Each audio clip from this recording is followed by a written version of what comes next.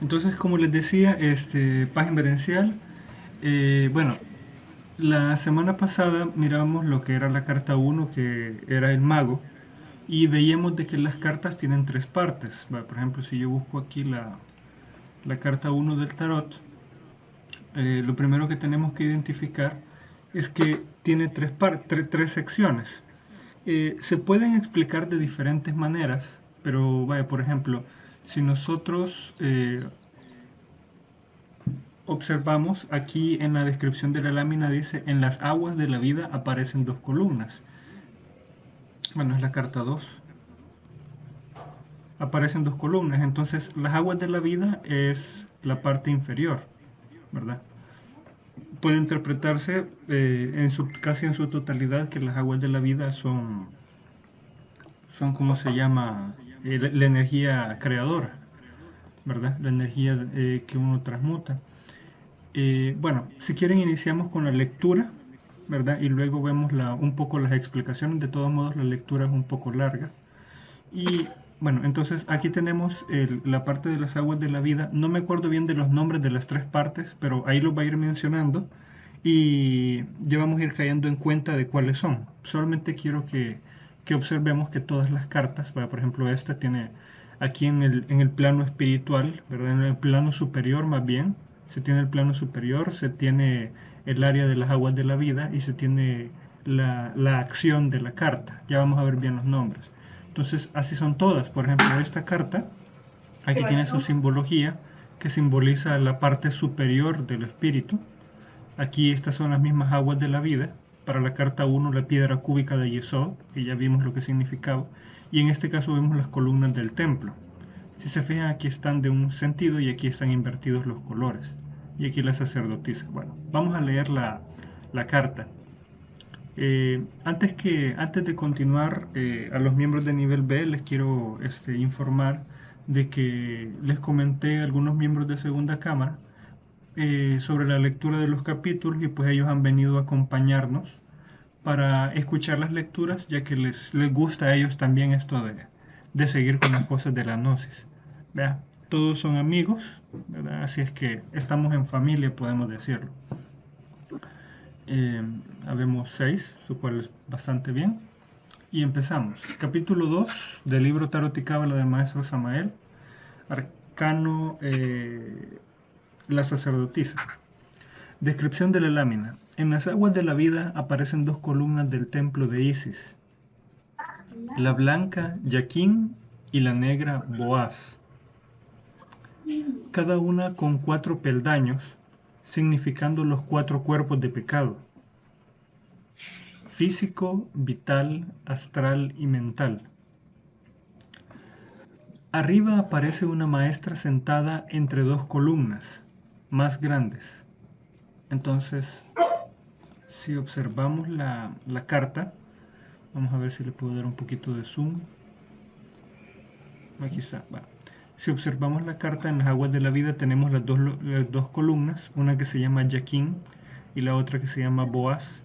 Y esas dos columnas, dice, tienen 4 peldaños que simbolizan eh, los 4 cuerpos de pecados: físico, vital, astral y mental. Y aquí en la parte central vemos a la sacerdotisa,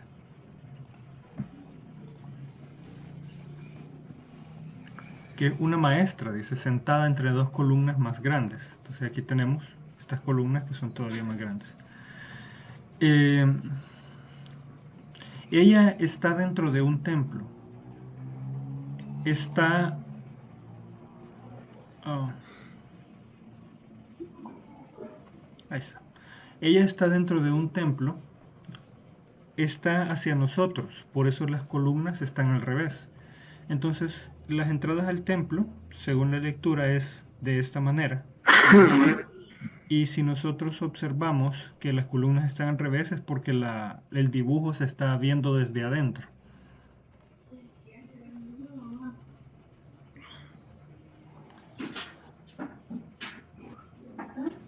El estar sentada nos indica su aspecto pasivo en el arcano número 1. El mago está parado, aspecto activo. Entonces podemos ver aquí la carta 1 que vimos la semana pasada y pues el mago es una carta activa y la carta de la sacerdotisa pues es pasiva, como pueden ver. Entonces en su regazo, bueno, está mostrando su perfil izquierdo, su aspecto negativo. En su regazo un libro medio abierto que cubre a medias con su manto, indicando que ella es la sabiduría. Vamos a ver. Entonces, en su regazo, este es como un papiro más bien, pero es un libro que lo tiene medio abierto, indicando que ella, en su aspecto pasivo, la sacerdotisa, es símbolo de la sabiduría. Ella enseña la cábala. En su pecho, la cruz ansada, el símbolo de la vida, el fundamento, Venus, la cruz Tao. Entonces aquí tenemos la cruz Tao, que es el símbolo de la vida. No sé si todos alcanzan a verla. ¿Va? O sea, el símbolo de la vida. Sí se Entonces, ve. va, perfecto. La cruz sobre el pecho desnudo significa que su producto, la leche, son las virtudes. La serpiente sobre la frente indica maestría, que está levantada. Entonces aquí podemos ver que esta sacerdotisa tiene la serpiente levantada, o sea que ha levantado su kundalini hasta su cabeza y ha logrado levantar indica maestría. O sea, yo puedo decir que ha logrado levantar a la Madre Divina, pero es que eso es lo que está simbolizando la carta en sí, ¿verdad? Pero este adorno simboliza maestría y esto simboliza virtudes, por lo tanto que de su pecho de lo que ella alimenta a otros son virtudes. Sobre su cabeza, los cuernos del toro sagrado Apis, esposo de la vaca divina. Yo creo que aquí no están, serían estos, ¿verdad? En el plano superior. Sobre su cabeza los cuernos del toro sagrado Apis, esposo de la vaca divina. Los cuernos simbolizan internamente al Padre, el Padre, y externamente el yo psicológico. Oigan bien esto para no confundirnos. Los cuernos simbolizan internamente el Padre y externamente el yo psicológico, nuestros defectos. Encontramos también los atributos del ternerillo o caviar. El círculo es la serpiente que se muerde la cola. Bueno, tal vez en esta carta no... este círculo. No dibujaron la serpiente. El círculo es la serpiente que se muerde la cola. Representa a la madre cósmica, la vaca sagrada. El velo que cae sobre su rostro es el velo de Isis. Aquí tenemos el velo de Isis. Y aquí tenemos lo que simboliza la madre espacio. Recordemos, o si no lo sabíamos, pues se lo voy a comentar ahorita, que la madre divina tiene 5 aspectos, ¿verdad? Y bueno, aquí estamos estudiando 2 de ellos, ¿verdad? Este es la madre espacio, que es la que crea los mundos, y tenemos la madre divina particular, que es la que cada uno lleva dentro de sí. El velo de Isis usualmente simboliza todas aquellas cosas a las que no tenemos acceso, aquella sabiduría a la que no tenemos acceso todavía debido a nuestros defectos. Bueno, significado esotérico del arcano. El arcano número 2 es la sacerdotisa, la ciencia oculta. En el campo del espíritu, el uno. O sea, si la pregunta que se está haciendo respecto a las cartas tiene que ver con el área espiritual, relacionamos directamente esta carta con el uno, que es el mago. En el campo del espíritu, el 1 es el padre que está en secreto, el 2 es la madre, perdón, ahí me equivoqué, esta carta simboliza la madre divina, que es el desdoblamiento del padre. El libro sagrado de los mayas, el Popol Vuh, dice que Dios creó al hombre de barro y después de madera, la raza atlante. Pero ellos se olvidaron de sus padres y madres, se olvidaron del corazón del cielo. Luego vino un gran diluvio y todos perecieron. Se metían en cavernas para guarecerse, me imagino yo que protegerse de la lluvia, y éstas se derrumbaron. Se refiere al sumergimiento de la Atlántida. Así pues, cada quien tiene a su padre y a su madre divina, que son los sagrados, que son muy sagrados. En el padre y en la madre Kundalini vemos las dos columnas, Yaquín y Boaz, que son las que sostienen el templo. Entonces, aquí básicamente el maestro nos está diciendo que eh, como la madre es el aspecto negativo, ¿verdad? Entonces esta columna negra sería la madre divina y esta columna sería la columna del padre, ¿verdad? Simbolizan a los padres internos. Entonces, la letra hebraica Bet expresa el dualismo de las dos columnas del templo. Bet, no se la dejaron por... Ah, la letra hebraica. Tiene que ser esta. Simboliza el dualismo de las dos columnas del templo. Yaquín, la columna derecha de color blanco, el hombre, principio masculino. Y Boaz, la columna izquierda negra, la mujer, el principio femenino.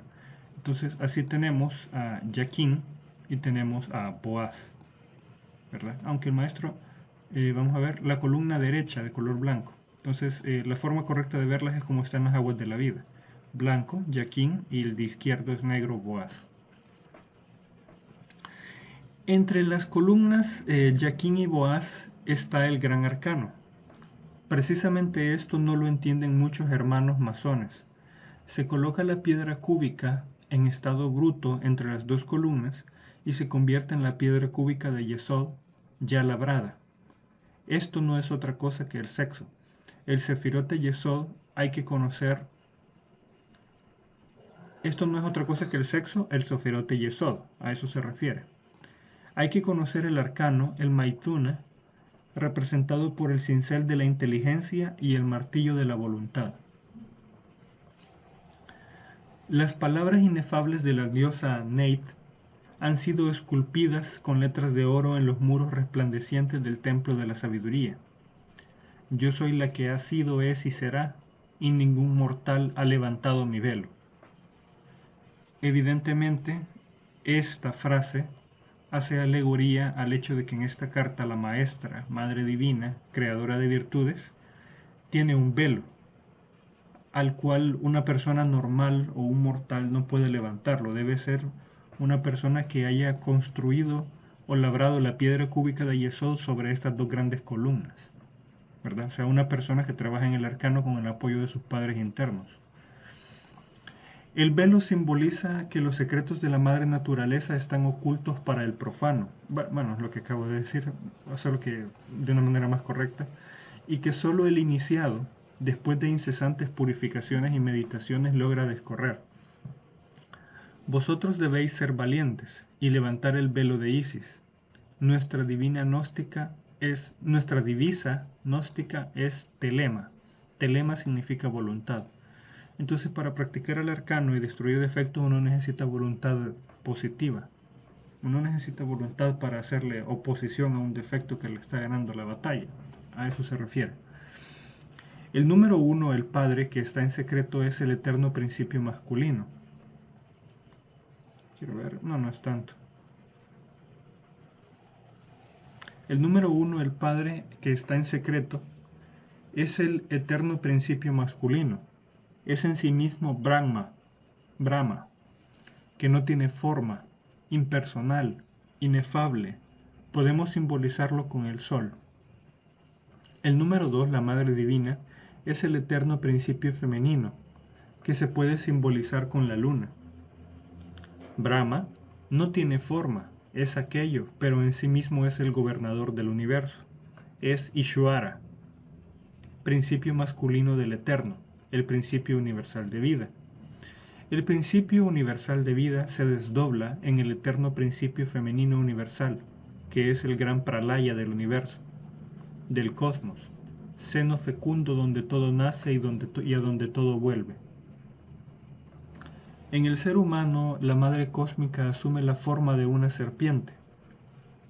Vaya, escuchen bien, esto es en el ser humano. En otros aspectos, ahí dice que la madre divina o el aspecto negativo es el gran pralaya. Entonces allí se desdobla en diferentes niveles para ayudarnos de diferentes maneras. Hay dos serpientes. La serpiente tentadora del Edén es la de la diosa Kali, del abominable órgano cundartiguador, y la serpiente de bronce que sanaba a los israelitas en el desierto o serpiente Kundalini. Son los dos principios femeninos del universo, la Virgen y la ramera, la Madre Divina o Luna Blanca y la Luna Negra, referente a Astaroth, Kali, aspecto tenebroso.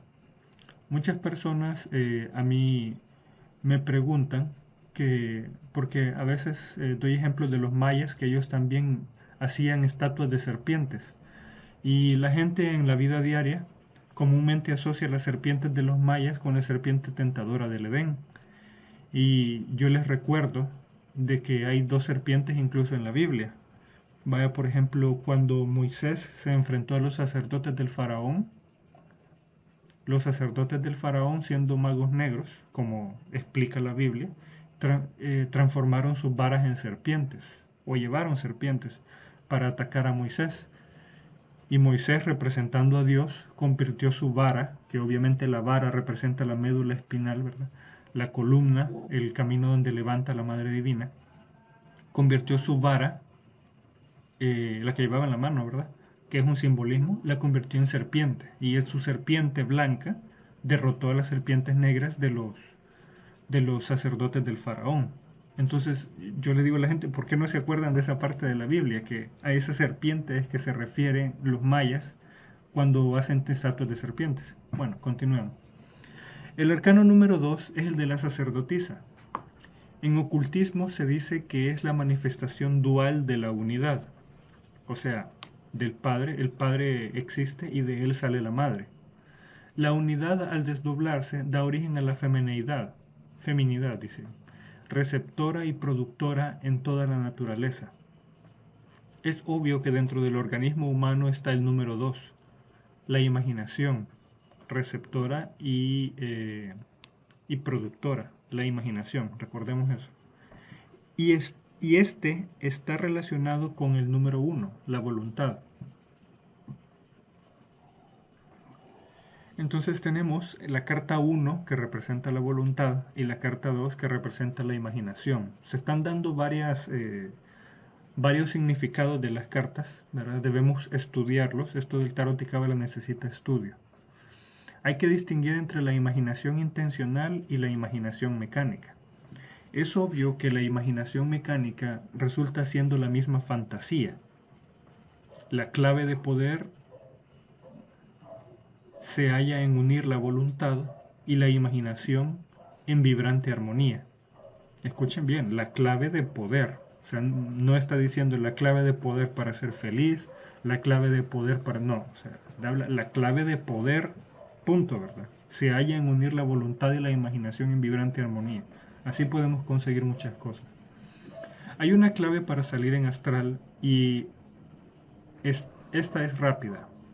Al despertarse del sueño normal, cerrar uno sus ojos, al despertar sin moverse, y con los ojos cerrados imaginarse vivamente cualquier sitio, pero no imaginar que se está imaginando.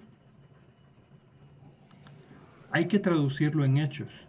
Siéntanse plenamente seguros de estar en el lugar imaginado.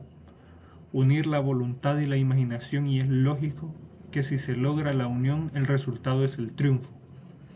Poner la imaginación en juego, echar a caminar en el lugar que se esté imaginando con fe. Si se hace la práctica y se logra el juego de la voluntad e imaginación, que la imaginación es femenina y la voluntad es masculina, sin moverse en la cama, conservando el sueño e imaginando el lugar, al poner en juego la voluntad y echarse a caminar con firmeza, ya se puede ir a donde se quiera.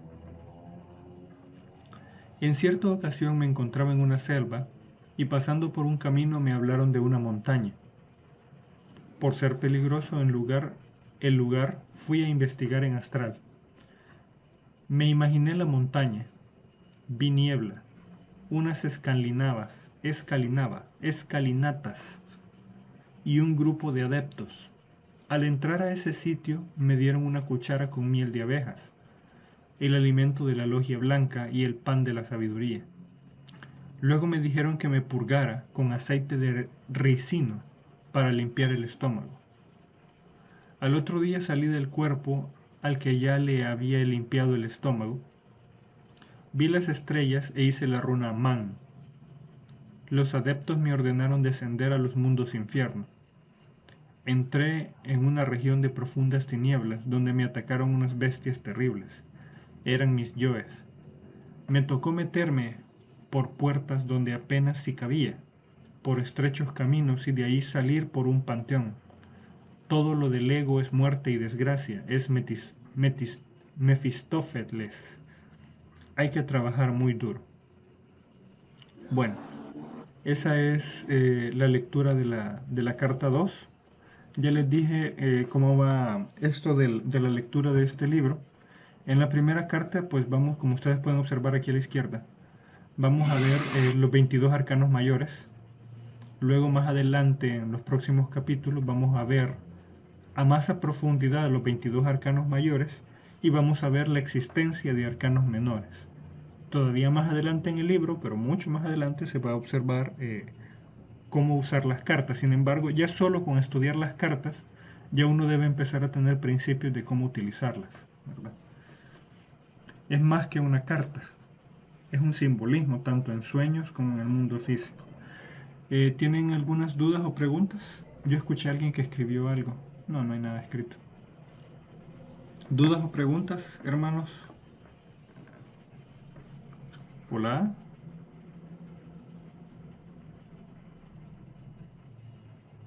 Padre, buenos días. Buenos días. ¿Me escucha, Rafa? Sí, ¿quién habla? Ingrid, niña Ingrid. Buenas, niña Ingrid. Mi duda es con referente al pilar negro. ¿Sí? ¿Por qué el pilar del que está en la carta se dice que es de la Madre Divina y es negro? Es que lo que sucede es que en sí el color no representa algo, algo malo, sino que es el aspecto negativo o pasivo.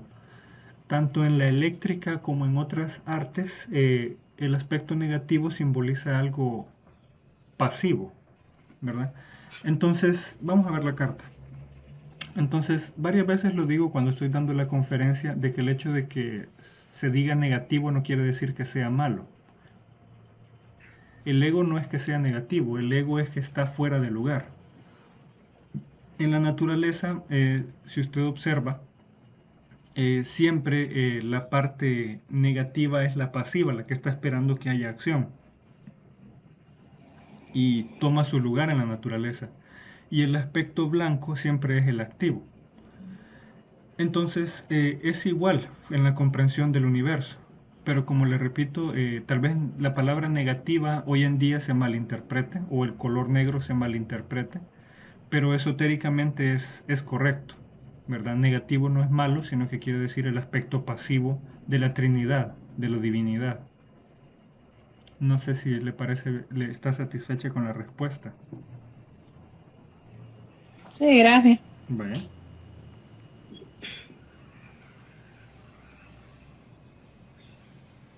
¿Otra pregunta? Hola, buenos días, Rafa. Voy a Hola, preguntarle algo. niña Ibel, ¿verdad?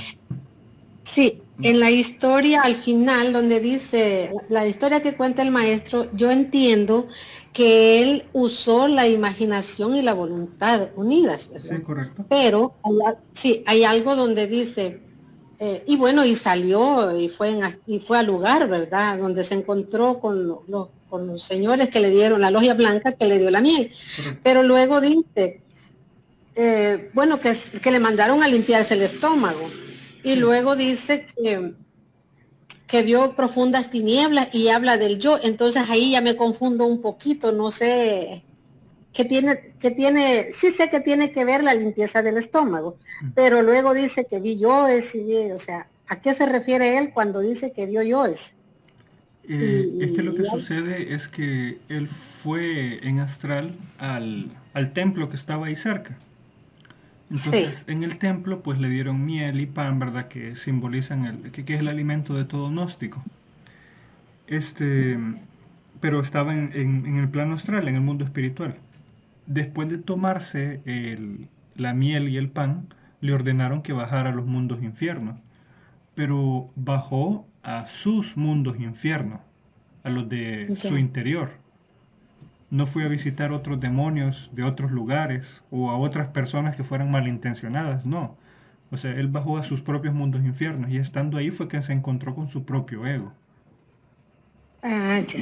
Ujú. Bueno, gracias, gracias. Vaya, ya sabe. ¿Otra pregunta?